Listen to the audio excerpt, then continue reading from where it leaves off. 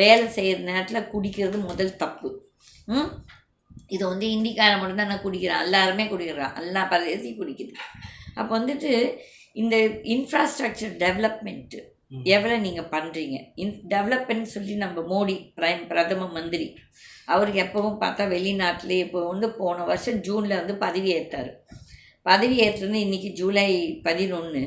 இன்றைக்கி மட்டும் எவ்வளோ நாள் நம்ம இந்தியாவில் இருந்தார்னா கணக்கு எடுத்திங்கன்னா அவர் பாதி முக்கால்வாசி நேரம் வெளிநாட்டில் தான் அவர் பிஸியாக இப்படி இப்படி இப்படி இப்படி இப்படின்னு பாட்டிகிட்ருக்காங்க.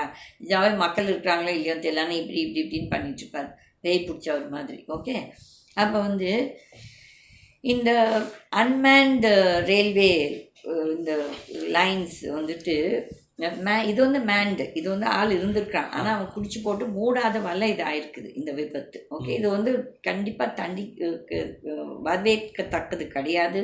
ப்ளஸ் இது வந்து தண்டிக்க வேணும். அப்போ இந்த கவர்மெண்ட் அவன் செஞ்சது ஒரு தப்பு.